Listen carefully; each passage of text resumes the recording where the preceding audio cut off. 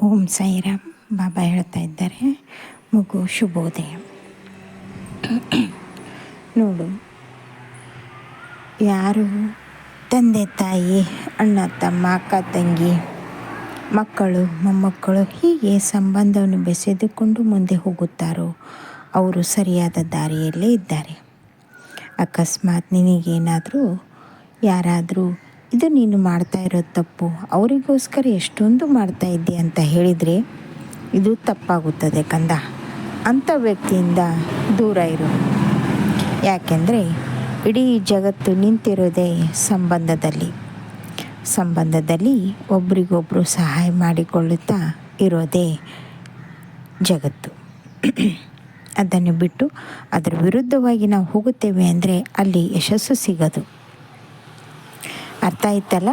ಹಾಗೆಯೇ ಒಂದು ಮಾತು ತಿಳಿದುಕೊ, ನೀನು ಹೋಗುವಂಥ ದಾರಿ ತಂದೆ ತಾಯಿಗೋಸ್ಕರ ಏನನ್ನು ಮಾಡಬೇಕೆಂದು ಬಯಸ್ತಾ ಇದ್ದೀಯೋ ಆ ದಾರಿಯಲ್ಲಿ ನೀನು ಯಶಸ್ಸು ಖಂಡಿತವಾಗಲೂ ಸಿಕ್ಕೇ ಸಿಗುತ್ತದೆ. ಅವರಿಗಾಗಿ ಜೀವನ ಮಾಡು. ಮುಂದಿನ ದಿನದಲ್ಲಿ ತುಂಬ ಒಳ್ಳೆಯ ದಿನಗಳು ನಿನಗೋಸ್ಕರ ಕಾಯ್ತಾ ಇವೆ. ಹಾಗೆಯೇ ನನ್ನ ಮಂದಿರಕ್ಕೆ ಬರಬೇಕೆಂದು ಯೋಚನೆ ಮಾಡ್ತಾ ಇದ್ದೀಯಲ್ವ?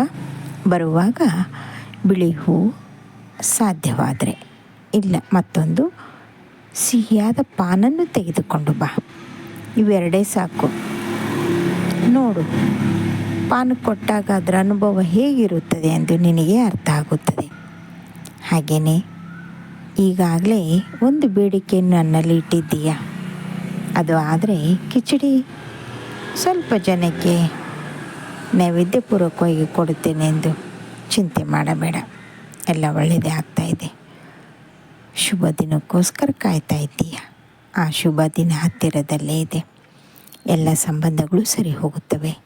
ಎಲ್ಲಕ್ಕಿಂತ ಮುಖ್ಯವಾಗಿ ನಿನ್ನ ಊರಿನಿಂದ, ನೀನು ತುಂಬ ಪ್ರೀತಿ ಮಾಡುವ ಊರಿನಿಂದ ಒಂದು ಸಿಹಿಯಾದ ಪದಾರ್ಥ ಬರ್ತಾ ಇದೆ.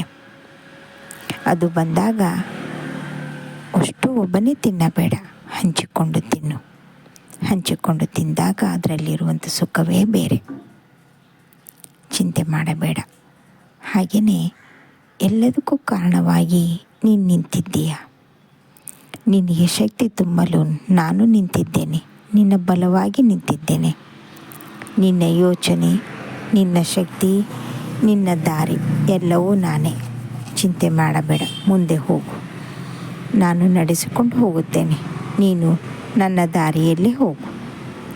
ಯಶಸ್ಸು ಖಂಡಿತವಾಗಲೂ ಸಿಕ್ಕೇ ಸಿಗುತ್ತದೆ.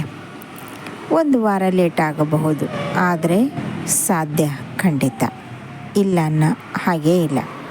ಹಾಗೆ ಮನೆಯಲ್ಲಿರುವಂಥ, ಹೊರಗಡೆ ಇರುವಂಥ ಪ್ರಾಣಿ ಪಕ್ಷಿಗಳಿಗೆ ನೀನು ತೋರಿಸುವಂಥ ಪ್ರೀತಿ, ಅದರ ಫಲ ಸದ್ಯದಲ್ಲಿ ಅನುಭವಿಸುವಂತೆ ಕಂದ. ಒಳ್ಳೆಯದೇ ಆಗ್ತಾಯಿದೆ. ಶುಭ ಅಂತ ಕಂಡಾಗ ಅಲ್ಲಿ ಮನಸ್ಸು ಪ್ರಫುಲ್ಲತೆಗೊಳ್ಳುತ್ತದೆ. ಅಕಸ್ಮಾತ್ ಯಾವುದೋ ಒಂದು ವಿಚಾರದಲ್ಲಿ ನಿನಗೆ ಮನಸ್ಸಿಲ್ಲ ಅಂದರೆ, ಯಾಕೋ ಇದು ಸರಿ ಹೋಗ್ತಾ ಇಲ್ಲ ಅಂತ ಒಂದೇ ಒಂದು ಮನಸ್ಸು